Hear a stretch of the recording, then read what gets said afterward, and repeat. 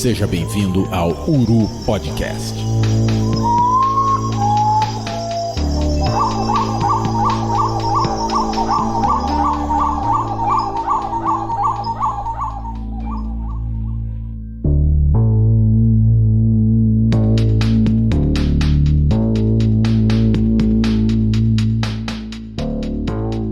Bom dia, boa tarde, boa noite, amigos das aves.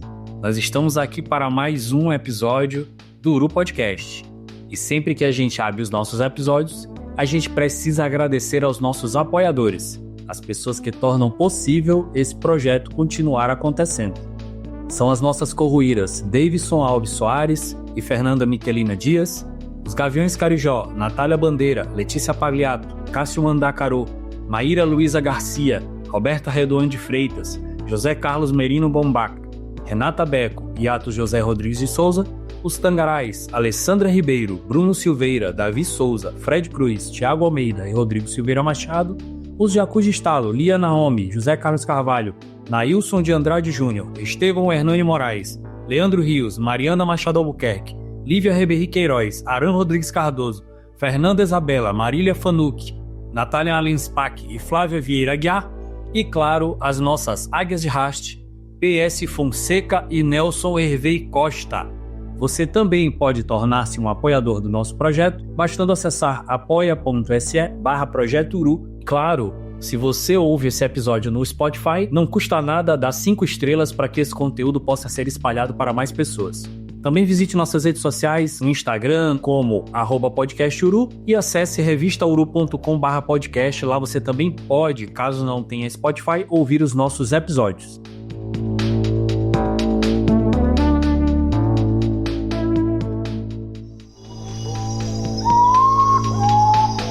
Uru Podcast.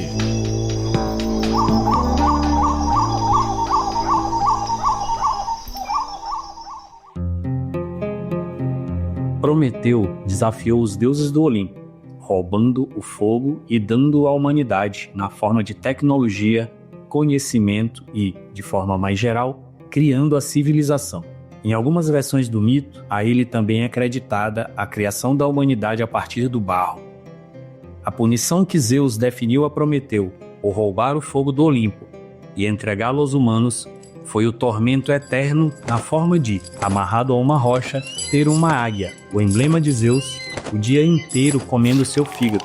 Na Grécia Antiga, pensava-se que o fígado era a sede das emoções humanas. Durante a noite, o fígado voltaria a crescer, e no dia seguinte, o tormento continuaria em um ciclo contínuo.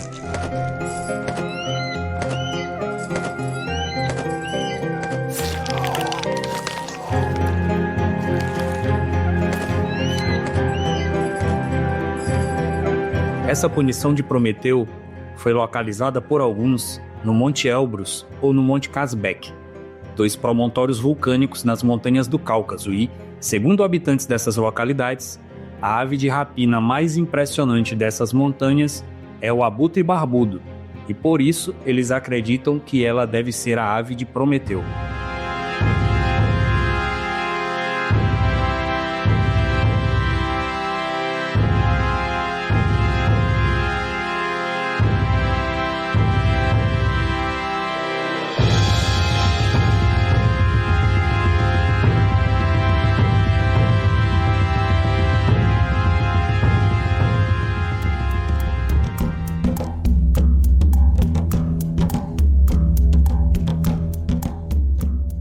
Quebra-ossos, Lamergaier, o abutre barbudo, de nome científico Gipetus barbatus, é uma ave necrófaga e, sim, você está ouvindo direito, comedora de ossos, com muitas adaptações fisiológicas e habilidades digestivas, como um esôfago flexível e acidez estomacal extremamente baixa, pH 1 contra, por exemplo, um pH 3 nos nossos estômagos, que lhe permite engolir e digerir ossos de macromamíferos de até 30 centímetros de comprimento.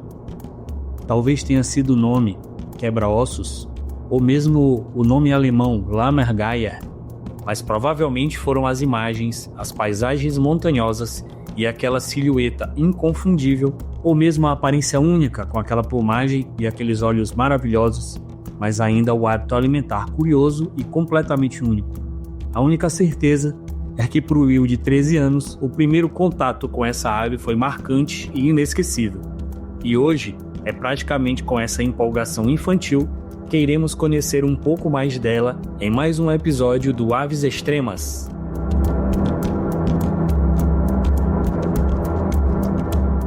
Quando a gente é muito empolgado com uma determinada coisa, nesse caso específico com uma determinada ave, a gente acaba imaginando que todo mundo sabe do que a gente está falando. Mas aqui a gente precisa partir do pressuposto de que quando eu falo abutre barbado, quebra-ossos, lamargaia, ossifraga, que a maioria de vocês talvez não saiba do que eu estou falando. Então a nossa primeira missão aqui é ajudar vocês a identificar esse bicho. Então aqui a nossa primeira tarefa é falar da aparência. Essa ave tem uma aparência tão singular que ninguém consegue encontrar com ela e não sofrer uma forte impressão. Um dos que não conseguiu passar batido por um possível encontro com o abutre quebra-ossos foi Aristóteles. Sim, o famoso filósofo relatou, e aí a gente abre aspas para ele: os pássaros que observei na Abissínia e no Quênia pareciam muito pretos, e a cabeça branca só era muito visível quando o pássaro se virava para o sol. Referências a essa ave, sejam antigas ou modernas, são muito interessantes para a ciência, uma vez que essas aves são raras, e mesmo nos séculos e séculos atrás, a gente percebe que essas populações não eram tão abundantes. E aí a gente tem um relato de 1886 que também traz aspas interessantes. Em todos os lugares, mesmo até na Tartária, seus números estão diminuindo rapidamente e provavelmente em breve será adicionado à já longa lista de aves extintas. A gente está aqui divagando, sendo que a gente precisa chegar até a identificação de campo. A gente precisa que vocês percebam que ela é tão impressionante que você não consegue fugir de tentar decorar mentalmente os detalhes desse bicho. Eu consigo aqui fechar os olhos e meio que fazer um desenho de um abutre barbado, porque sempre foi um bicho muito interessante, assim, e para criança principalmente é muito diferente. O quebra-ossos, ele é uma ave de rapina inconfundível, com porte muito grande. Ele chega até uma altura de 1,25 m, peso pode ultrapassar 7 kg, e aí, claro, a gente está falando das fêmeas, e a sua envergadura pode se aproximar de 3 metros. E aqui eu paro, e cara, hoje é maravilhoso, porque a gente pode entrar no YouTube e colocar lá, né, Birded Future, e aí você vai ver o tanto de vídeos em curto, principalmente de pontos turísticos ali na região da Europa Oriental, do Cáucaso principalmente, onde tratadores fazem exibições para turistas com falcoaria com abutres barbados. E, cara, é impressionante, porque o tamanho deles chama muito a atenção, mas o padrão de plumagem é muito fantástico. E apesar de ter essa variação geográfica e todo o lance do tamanho, do porte, eu acredito que a plumagem dessa ave, junto com o hábito alimentar que a gente vai falar mais na frente, é o que é mais marcante. A plumagem dela, ela é sensacional, com asas, dorso, cauda e máscara facial marrom enegrecidas. O resto da cabeça, do pescoço e as partes inferiores são marcadas por um laranja muito intenso. E aí tem um detalhe muito legal, que esse laranja intenso não é uma cor natural dessas penas. Ela é uma ação ativa de coloração por impregnação mineral. Os indivíduos dessa espécie mantêm muito ocasionalmente a coloração esbranquiçada original. A maioria deles procura leitos de rio onde existe uma concentração alta no sedimento de óxido de ferro, e eles fazem verdadeiros banhos com essa solução para impregnar essas penas, e aí essas penas adquirem essa coloração laranja avermelhada bem forte. Essas aves possuem manchas no peito, faixas com listras pretas e brancas na cabeça e cerdas longas no queixo, produzindo uma pequena barba de penas enegrecidas na base do bico, o que serve para batizar em várias línguas. Então você imagina aí uma ave muito grande, com um bico muito curvado, garras fortes, e a cabeça, você vai imaginar faixas transoculares atravessando olhos claros, faixas pretas transoculares grossas que vão se juntar na base do bico e uma extensão de plumagem formando uma barba, que é um padrão muito louco, muito único para essa ave. Essas faixas transoculares elas sobem até o topo do crânio, afinando e se juntando, gerando também um padrão muito bonito na cabeça dessa ave. Recomendo a todos que vocês parem agora esse episódio e joguem aí no Google o nome da espécie, porque vale a pena, a ave é muito linda. No card desse episódio a gente escolheu uma foto para ilustrar que mostra bem isso.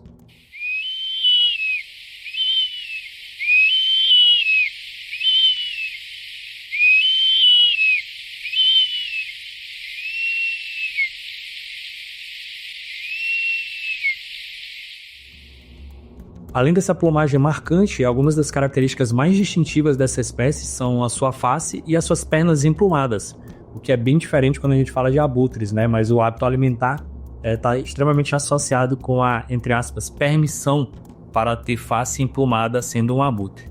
O bico dessa espécie é fortemente curvo, os pés são muito potentes com garras longas e curvas e se destaca uma íris amarelo creme bem clara com anel perioftálmico destacado em vermelho. A cauda é longa em forma de cunha, muito bonita, cara. A silhueta de voo do abutre barbado é muito linda.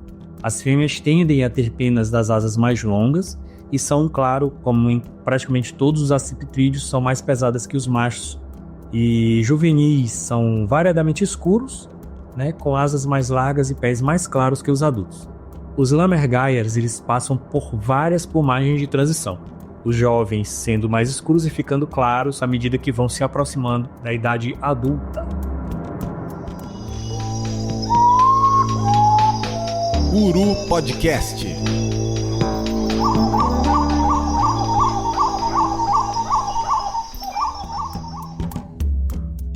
Bom, agora que a gente já consegue que vocês tenham uma imagenzinha básica dessa ave impressionante, a gente precisa falar de um componente muito, muito bacana da biologia dessa ave, que é a questão da sistemática e taxonomia, porque quando a gente fala aí dessa cara diferente, desse jeito diferente, dessa estrutura diferente, isso também é traduzido na associação, né, dessa ave com os outros membros da família Accipitridae, que é a família das águias e dos gaviões.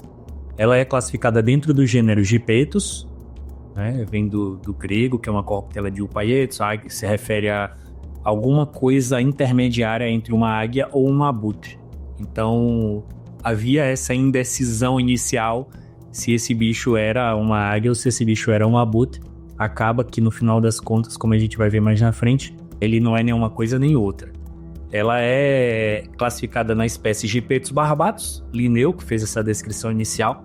O barbatus, obviamente, se refere à estrutura de penas abaixo do bico, né, que forma essa barba. Então, o nome científico significa que é uma águia ou um abutre barbudo.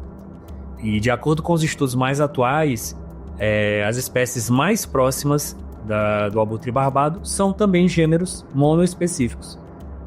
O abutre das palmeiras, Gypoierax angolensis, e o abutre egípcio, Neophron pecnopterus. Então é um grupinho, cara, que é bem diferenciado. O abutre barbudo, ele é monotípico. E agora, quando a gente vai discutir a questão das subespécies, vocês vão perceber que é uma discussão que meio que não acaba. Originalmente foram aceitas 2 subespécies de abutre barbudo, reconhecidas com base nas características da plumagem e da geografia dessa espécie. Gypaetus barbatus barbatus, a espécie nominal, subespécie nominal, está distribuída pela Europa e pela Ásia, estendendo-se pelo noroeste da África, principalmente a cadeia do Atlas no Marrocos. E Gypaetus barbatus meridionalis, encontrado no nordeste da África, leste da África, se estendendo até o sul da África. E aí você pode imaginar como se o deserto do Saara funcionasse ali como uma barreira de separação entre essas 2 subespécies, isso na discussão original. E aí, durante muito tempo, isso foi aceito. Um estudo de Godoy e colaboradores de 2004, baseado em DNA mitocondrial, encontrou evidências de 2 linhagens distintas de abutres barbudos que não correspondiam geograficamente às subespécies descritas morfologicamente. A primeira linhagem ocorreria predominantemente na Europa Ocidental e a outra linhagem se estenderia pela África, Europa Oriental e Ásia Central. Esse estudo detectou altos níveis de diferenciação interpopulacional com mistura entre as duas linhagens ocorrendo na Grécia e nos Alpes. Essa pesquisa levantou a hipótese de que a espécie seria geneticamente estruturada como consequência da extinção da população da Europa Central. As duas linhagens teriam sofrido uma diferenciação alopátrica, com o grupo do Mediterrâneo se opondo ao grupo África e Ásia, e a expansão de distribuição na coorte africana-asiática teria resultado em zonas de contato secundárias na Europa Central e no norte da África. Descobriu-se que essas populações remanescentes contemporâneas eram ecologicamente intercambiáveis, mesmo entre populações vastamente segregadas. Já um estudo adicional, incluindo a população de abutres barbudos da África Austral, com base em dados de sequência mitocondrial, descobriu que, apesar das vastas distâncias geográficas que separam as populações, há pouca diferenciação genética entre a população isolada da África Austral e as populações de abutres barbudos do hemisfério norte. A maioria dos estudos genéticos registrou baixos níveis de diversidade genética em populações de abutres barbudos. Então aí, galera, nesse início dos anos 2000, baseado nesses trabalhos, meio que ocorreu uma discussão para juntar tudo numa espécie única, no monotípico ali. Só que haviam alguns questionamentos a respeito de metodologia, principalmente pelo fato de que esses estudos se basearam apenas no material de DNA mitocondrial, né, que é a linhagem materna, e a gente se aprofundando um pouco no caso que a gente não deve se aprofundar, mas eu vou só comentar rapidamente, esse tipo de estudo genético em espécies com a biogeografia, uma distribuição muito ampla, e espécies que passaram por gargalos populacionais muito pesados, existe um risco muito grande de falsos achados, de vieses. E aí, a partir dessa discussão, o estudo de Stryker e colaboradores em 2021 propôs ampliar essa avaliação, considerando o DNA não só mitocondrial, coletando mais amostras de várias populações ao redor do mundo. E aí esses estudos ocorreram em 2021, e aí a partir dele todas as análises mostraram que a população isolada de abutres barbudos da África Austral, e aí a gente está falando daqueles grupos ali, leste da África se estendendo até o sul da África, África do Sul, Lesoto, etc. Esse grupo é geneticamente distinto de todas as outras populações de abutres barbudos ao redor do mundo. Os genótipos coletados nessa região parecem pertencer a agrupamentos genéticos únicos e são caracterizados por frequências alélicas únicas. Ou seja, embora o debate sobre o número de subespécies de abutres barbudos continue, a ciência atual defende a gestão da população de abutres barbudos das regiões abaixo do deserto do Saara como uma entidade separada, Gipetus barbatus meridionalis. Há discussão sobre a divisão da linhagem ao norte do Saara em uma, que seria Gipetus barbatus barbatus, ou em 3 subespécies, Gipetus barbatus aureus, Gipetus barbatus hemacalanus e Gipetus barbatus barbatus. Porém, os estudos mais recentes defendem o reconhecimento de Gipetus barbatus barbatus na Eurásia e norte da África e Gipetus barbatus meridionalis na África Oriental e Austral, África subsaariana, como as duas subespécies válidas. A estrutura populacional das espécies ameaçadas reflete colapsos populacionais, eventos de estrangulamento, fragmentação e isolamento de populações. Um indicador-chave da saúde da população é sua variabilidade genética, uma vez que níveis saudáveis de variação permitem que as populações respondam à seleção natural. E é exatamente isso que ameaça a continuidade a longo prazo das populações isoladas de abutres barbados, principalmente a população do sul da África.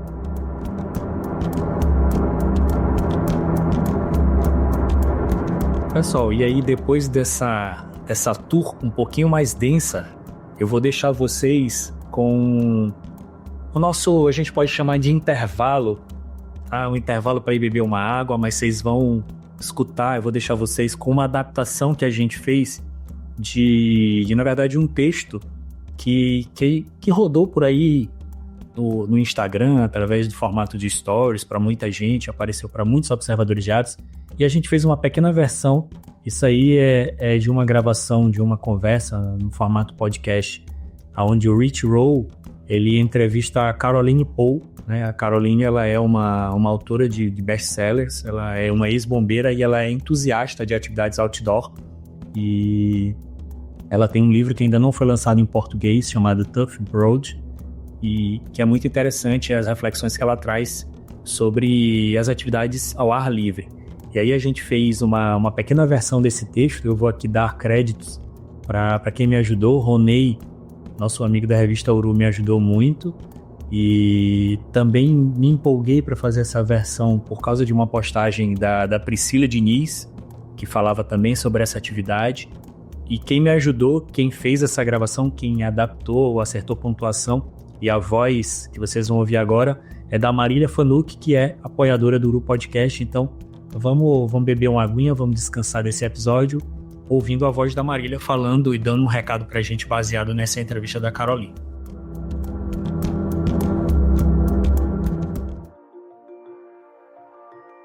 Existem recomendações que podem ser dadas sem medo de errar.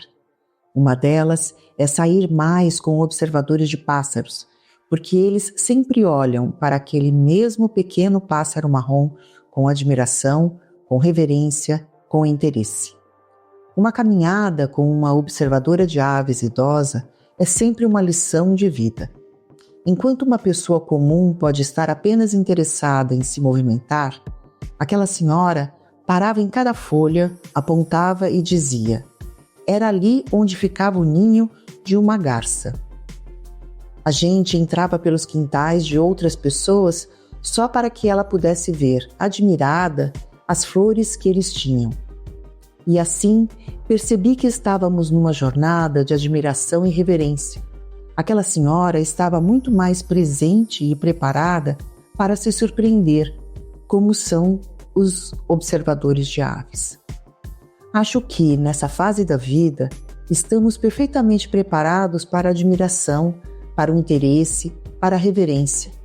Eu não teria conseguido abraçar isso quando era jovem. Estava indo rápido demais, sempre olhando para fora. Me importava demais com o que as outras pessoas pensavam de mim e não estava, de fato, presente ao que havia ao meu redor. Saiam mais para observar aves. Vivam como os observadores de aves. Encarem a natureza com a reverência que ela merece.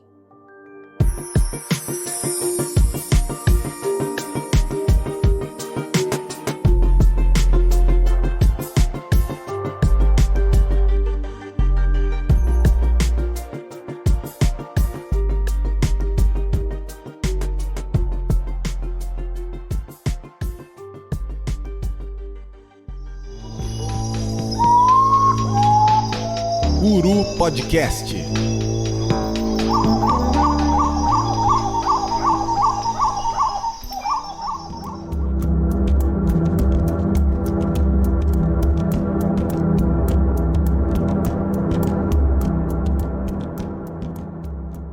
E agora vamos falar mais especificamente sobre a distribuição e o habitat, né, dessa ave.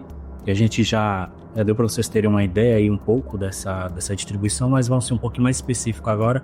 Esse abutre, ele é originário das montanhas da Europa, da Ásia e da África. Então você esperaria encontrá-lo em qualquer formação rochosa de grande altitude do Velho Mundo, né? Como a gente comentou anteriormente, a subespécie nominal ela ocorre atualmente no noroeste da África, principalmente na cadeia Atlas do Marrocos, sudoeste da Europa, Pirineus, Ilha de Córcega, espalhando-se através do sudeste da Europa, a região dos Balcãs, com pouquíssimos casais reprodutivos, Creta, Turquia, Cáucaso, alguns locais no Egito, Oriente Médio, também no sudoeste da Arábia, do Irã, Afeganistão até o leste do Cazaquistão, região de Altai, na Rússia, norte e oeste da Mongólia e noroeste da China, e no sul até o oeste do Paquistão, Planalto Tibetano, Himalaias e oeste da China. Essa espécie foi objeto de uma série de experiências de reintrodução nos Alpes, onde foi exterminada pela caça e envenenamento no século XIX. A primeira tentativa de reintrodução ocorreu no sul da França nos anos 70 e depois no final dos anos 80. Quando a gente fala da subespécie meridionalis, ela ocorre localmente no Nordeste e no Leste da África do Sul e no Lesoto. E aí a gente está falando daquela espécie, como eu comentei com vocês, que fica ali abaixo do Saara. Quando a gente fala de habitat, a gente deve pensar imediatamente em regiões de topografia acidentada e locais rochosos onde essas aves nidificam. E também a gente precisa acrescentar a esse habitat as planícies e os planaltos associados a essas cadeias montanhosas, que vai ser onde essas aves vão patrulhar atrás de carcaças e eventuais presas. É uma espécie que requer grandes áreas abertas com pouca vegetação e principalmente e não continuamente cobertas de neve, isso é importante. Ela depende das térmicas e do vento para voo planado, porque é uma ave muito pesada, para não gastar tanta energia ela depende disso, porém em muito menor grau do que a maioria dos outros abutres. Já foram observadas aves dessa espécie no Himalaia a mais de 8.000 metros de altura, que é bem acima das altitudes em que pode encontrar alimento.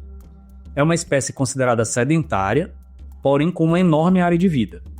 E exceto pelos movimentos de dispersão dos juvenis, né, a gente não fala de migração de longas distâncias e nem migrações sazonais quando a gente fala nessa espécie. Na África do Sul, um estudo utilizando transmissores satélite mostrou áreas de vida de 286 km², em média, para adultos, em comparação com áreas de forrageamento de 10.540 km² para juvenis, 21.880 km² para imaturos e 25.985 km² em subadultos. Isso tudo tem a ver com a ecologia de dispersão. Os juvenis dessa espécie são dispersivos, particularmente no verão, mas menos do que outros abutres, geralmente não deixando a sua cordilheira de origem nessa dispersão. Visita locais de alimentação regulares, por vezes próximo de assentamentos humanos. Pode até estabelecer-se temporariamente perto desses locais, dependendo da oferta de alimentos. Nos Pirineus, a distância média de dispersão natal foi de 47 km, em média, para ambos os sexos. Movimentos de longa distância já foram encontrados em indivíduos rastreados por satélite, reintroduzidos nos Alpes e no sul da Espanha.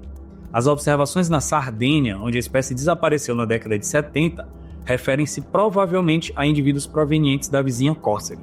Os juvenis marcados por satélite no norte da Espanha dispersaram-se das áreas natais entre 143 e 231 dias após a implumação. Vamos falar do aspecto aí mais bacana dessa ave, inclusive vários nomes em várias línguas, e inclusive referências a essa ave em literatura mais antiga, até na Bíblia, refere-se à alimentação. Então vamos conhecer um pouquinho da alimentação do quebra-ossos, o abutre barbudo. Ele preenche um nicho ecológico altamente especializado.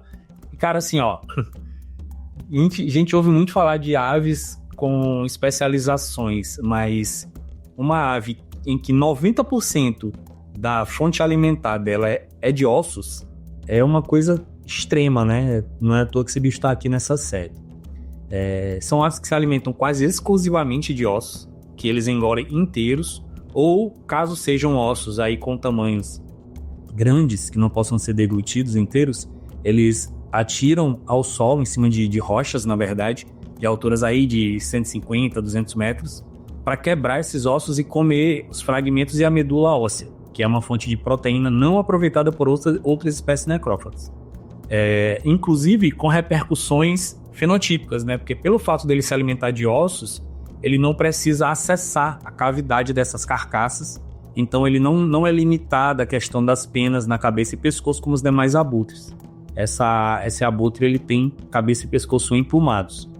Se ele tivesse pescoço e cabeça pelados, ele não teria nenhuma vantagem evolutiva, como a gente sabe. Essa adaptação ela é uma adaptação higiênica, né? Para que essas aves não fiquem com a plumagem suja de resíduos alimentares. Essas aves patrulham regiões montanhosas em busca de ossos de animais mortos em acidentes, em avalanches, ou então presas de outros carnívoros de grande porte, vertebrados de grande porte que predam aí cabras, antílopes nessas regiões montanhosas, e também são aves que espreitam os necrófagos enquanto essas limpam os cadáveres das partes que não lhe interessam. Então a gente pode imaginar que o quebra-ossos ele entra numa fase de limpeza dessas carcaças quando a gente já tem essas carcaças limpas das carnes, limpa de muito do que a gente pensaria como resíduo. Inclusive, a preferência alimentar dessa ave, ela é voltada para ossos limpos. Quanto mais limpo, melhor. É uma dieta, como eu falei, única, e dependendo da região vai corresponder a 70% a 80% de todos os alimentos ingeridos dos ossos. Prefere os ossos velhos, inclusive, por serem mais leves. Preferem os ossos grandes aos ossos pequenos e preferem ossos com alto teor de gordura. A maioria dessa dieta compreende ossos parciais de pernas de animais de tamanho médio, ovelhas, cabras, e essa dieta é baseada nisso, em ungulados selvagens e ungulados domésticos, basicamente nos ossos, né?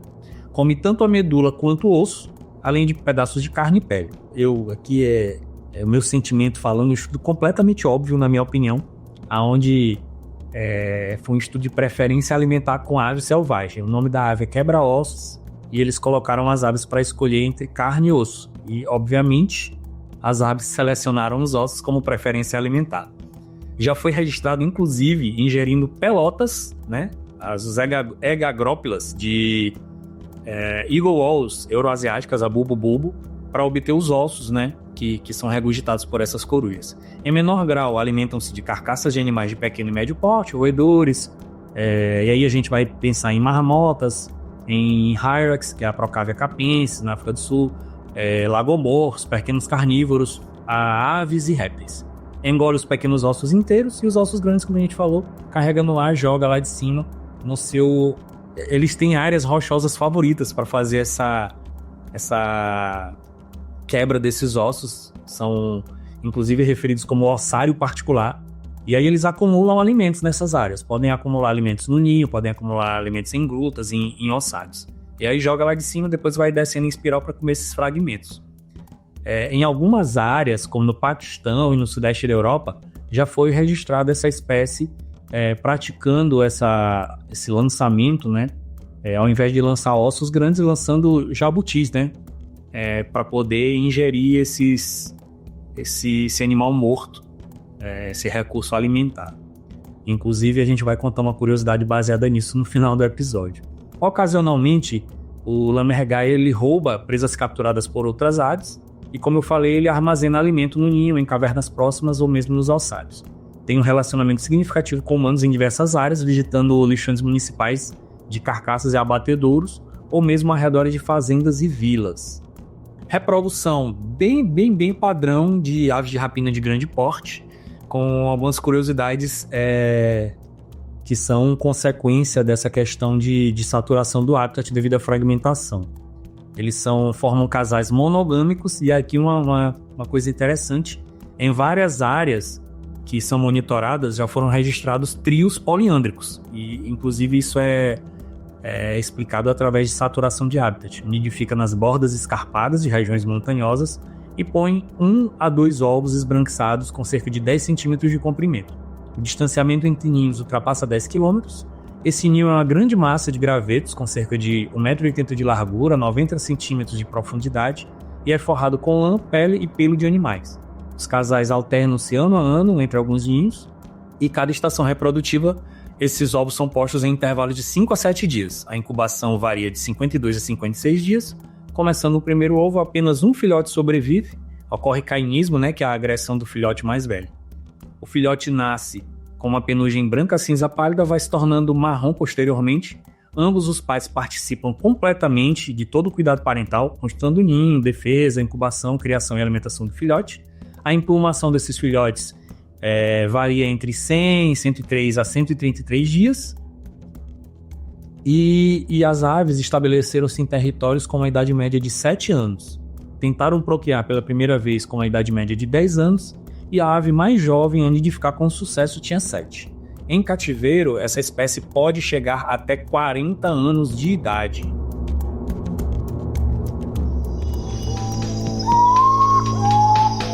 Uru Podcast.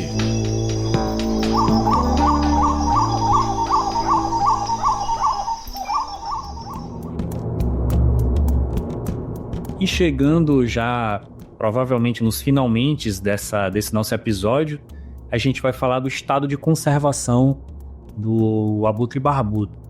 A BirdLife International classifica essa espécie como Near Threatened, NT, quase ameaçada. Não é uma ave ameaçada globalmente atualmente, tá? Pelo CITES-2 é considerada quase ameaçada. Desde 1994 que ela não é considerada globalmente ameaçada. Mas a evidência de um declínio populacional moderadamente rápido ao longo das 3 últimas gerações levou à reavaliação como quase ameaçada em 2014. Historicamente, os abutres barbudos eram consideravelmente mais abundantes, embora sempre esparsamente distribuídos por uma área ampla que vai do Paleártico, passando pelo Afrotrópico e nas regiões indomalaias. No entanto, no século passado, as populações desta espécie foram extintas localmente ou sobreviveram em refúgios isolados altamente específicos de hábitats em toda a sua distribuição anterior.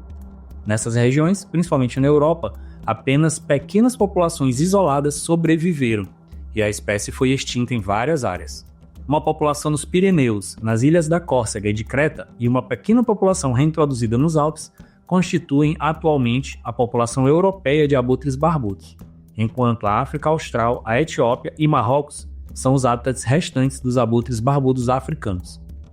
Provavelmente, onde temos a maior população dessa espécie hoje em dia é nas regiões asiáticas e nas regiões da Europa Oriental. As principais causas do declínio dessa espécie no século XIX foram iscas envenenadas colocadas para predadores de rebanhos, a perseguição direta, muitas vezes por tiro, e o roubo de ninhos que foi difundido para colecionadores. Populações pouco conhecidas da África Oriental aparentemente ainda são comuns, com uma estimativa populacional variando entre 1.014 e 2.200 casais no início da década de 90, embora com declínios recentes na Etiópia. Ainda é considerada bastante numerosa na Ásia Central e no Himalaia, mas é mais rara, por exemplo, no Paquistão. A espécie está classificada como ameaça da extinção na União Europeia, onde se estima que existiam 170 casais em 2010. Números estáveis a ligeiramente crescentes nos Pirineus, Espanha e França, com 75 casais estabelecidos, incluindo 14 trios em 1993, dos quais 60 eram casais reintroduzidos, e já com 125 casais entre 2003 e 2008, de acordo com a Global Raptor Information Network.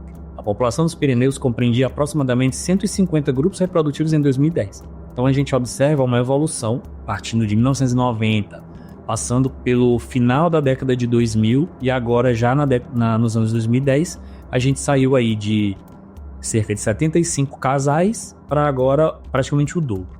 Populações vestigiais na Córcega, com 8 casais no início da década de 90, em Creta, com 12 a 15 casais no início da década de 80, mas apenas 4 em 2000, uma situação crítica no sudeste da Europa, talvez apenas 20 casais na Grécia continental no início da década de 80, que desapareceram no censo de 2000, está virtualmente extinta na Macedônia, estimativas de 30 a 40 casais no Azerbaijão e talvez 30 casais na Rússia europeia no início da década de 90. Apenas 2 casais em Israel no início dos anos 1980.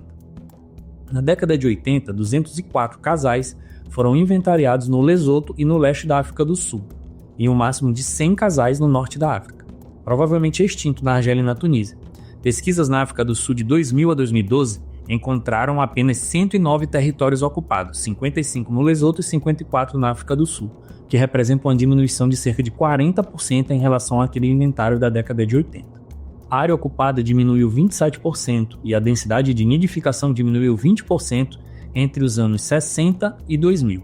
As evidências sugerem que a presença humana é o principal fator de declínio, sendo o abandono do território mais elevado em áreas com mais linhas elétricas e maiores densidades de assentamentos humanos.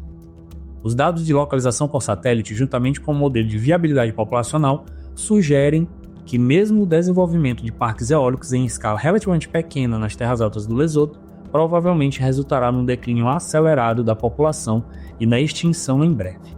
A diversidade genética parece estar significativamente reduzida nas populações do sul da África. Vamos falar um pouquinho, pessoal, de um projeto de relativo sucesso que foi a reintrodução dessa espécie nos Alpes, tá?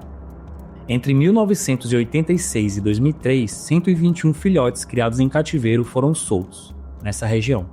Desde 1997, 5 pares e um trio emplumaram 15 filhotes na natureza na França e na Itália. Projetos de reintrodução também estão em andamento na Espanha, nas serras de Segura e Cazorla, no leste da Andaluzia, onde o primeiro filhote eclodido na natureza foi relatado em 2015. Também nos picos de Europa, na Cordilheira Cantábrica. Em 2017, 2 casais foram relatados nidificando em Cazorla e um par estava aparentemente incubando em um ninho nos picos da Europa. Outra iniciativa de conservação que está se tornando difundida é a criação de estações de alimentação nessas áreas.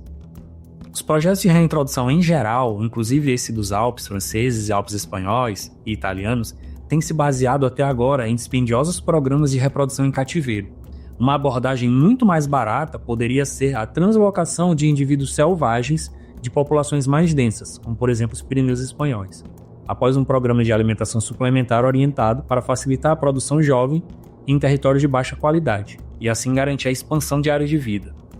As ameaças atuais estão ligadas à degradação do habitat, à perturbação nas áreas de reprodução, à redução da pecuária extensiva, o que reduz a disponibilidade de alimentos pela redução de carcaça, e às colisões com linhas de energia. Desde que as reintroduções começaram na Europa em 1986, a mortalidade por tiro diminuiu, enquanto a mortalidade por envenenamento, tanto intencional quanto acidental, aumentou bastante. Particularmente alarmante é o recente surgimento de medicamentos veterinários e agentes patogênicos pecuários como fonte de mortalidade entre os necrófagos que se alimentam de carcaça de animais medicados e doentes. 3 de 5 ovos falhados de abutre barbudo e 4 crias mortas amostradas nos Pirineus espanhóis entre 2005 e 2008 tinham concentrações elevadas de múltiplos medicamentos veterinários e evidências de vários agentes patogênicos pecuários. De acordo com a BirdLife International, a estimativa atual da população global, incluindo subadultos, está entre 2.000 e 10.000 indivíduos, de 900 a 2.100 deles na Europa.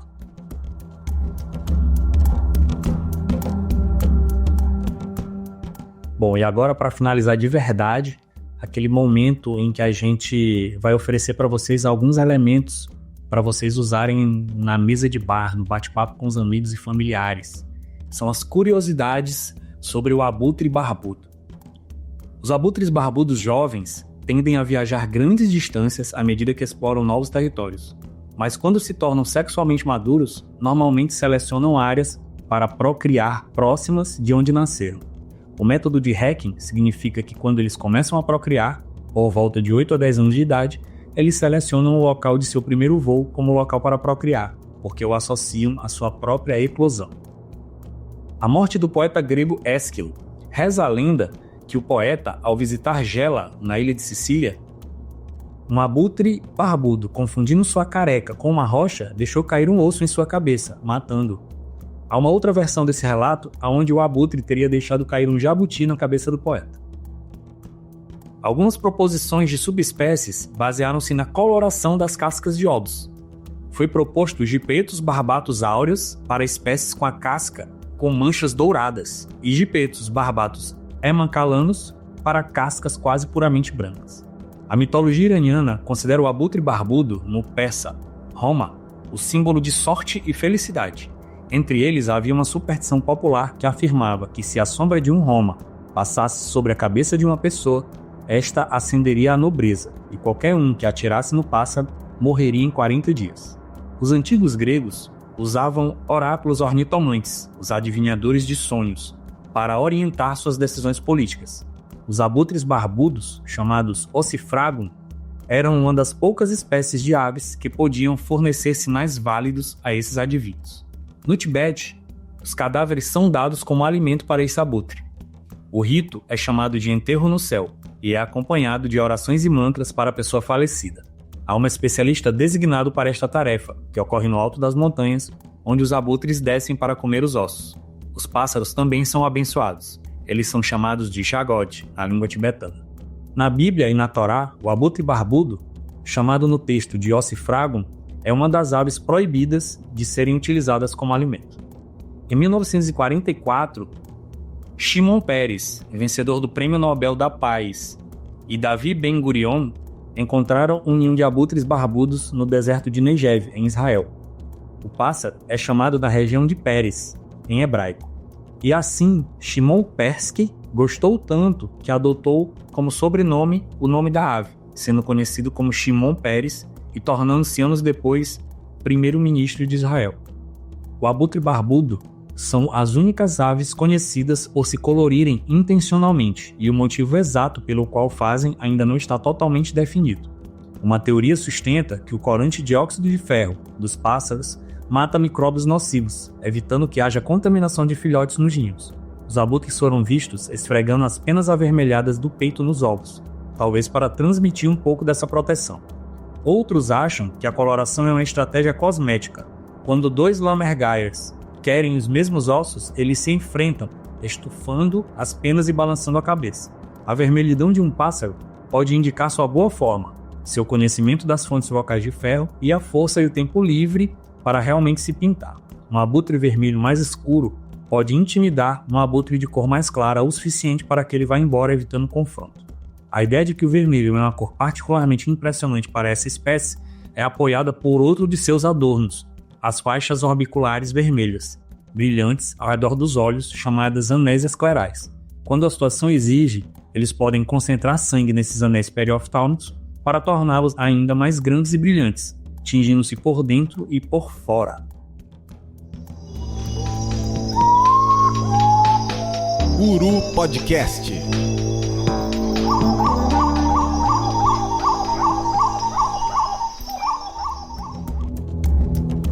Pessoal, esse foi mais um episódio da nossa série Aves Extremas. Eu espero que vocês tenham gostado de conhecer um pouquinho mais sobre essa ave que eu curto muito, que foi o abutre barbado. Até a próxima, um grande abraço para todo mundo, valeu!